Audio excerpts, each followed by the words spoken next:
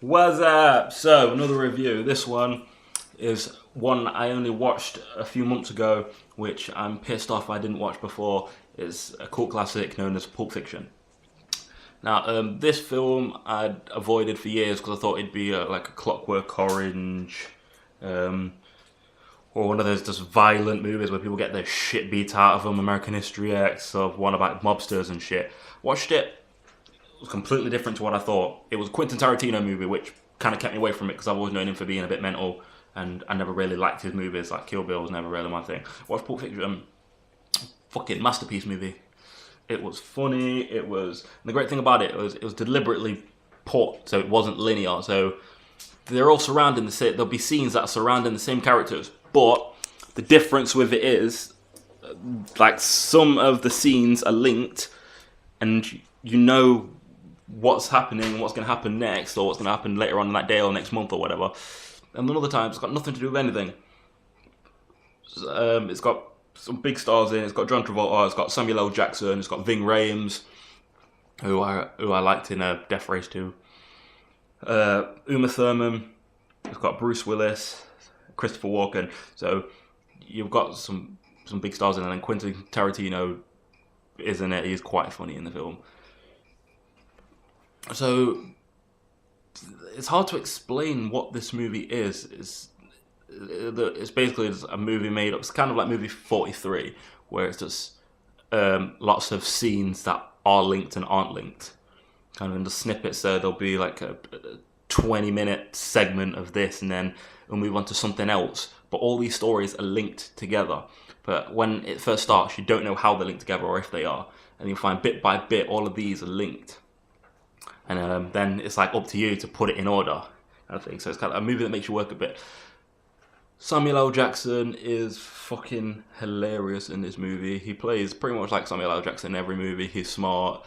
He's snappy comebacks. He's kind of like shouting as usual. Like him and John Travolta go to collect money from these guys that owe their boss money, and he's taking a piss of him. He's like eating the guy's burger and he's drinking his drink because he knows that the guy can't say anything because he feels so intimidated. And it's like, and the guy just keeps saying what to Samuel L. Jackson. It's like, what? Where you from? Like, what? It's like, what ain't no place I ever heard of. They speak English and what? And then the guy's still saying what? It's like, what English, motherfucker, do you speak it? It's like, what? Say, what again, motherfucker? I dare you. I double dare you, motherfucker. Say what again? It's like that scene from Next Friday where Pimp is, what's his name? Pinky is going, oh, say it again. Oh, say one more motherfucking word and this shit is over. Oh, say it again. Say it again. Oh, say it again. It's like that scene from that, and it's just really good. And then he keeps reciting this line, like there's this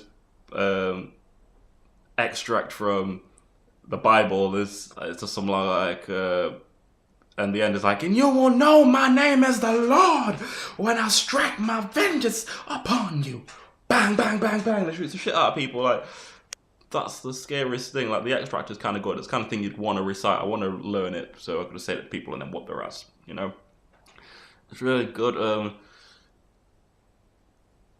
John Travolta's funny as usual, you know, it's the same usual kind of thing from him. He ends up dancing, you know, he has to dance in a movie.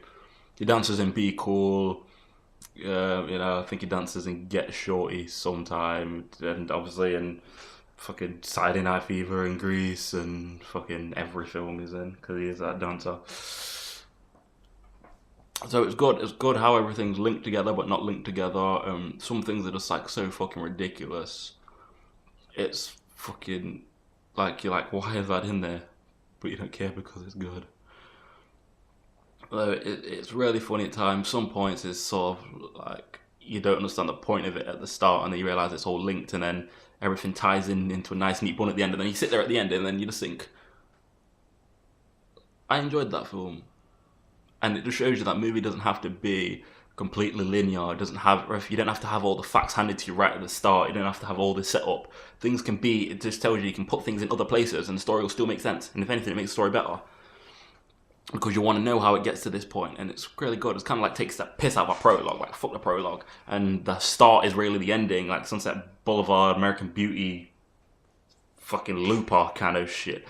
and it's worth a watch, you know. So if you've never seen Pulp Fiction, it, it's it's worth it. It's got a gimp in it, so that's something you don't expect. It's one of the movies where you're like, shit. It's gonna have things that you probably want to quote to people. It'll have a few lines in there that you want to quote. So yeah, I hope you enjoyed it. Safe, respect. See you soon, you bastard.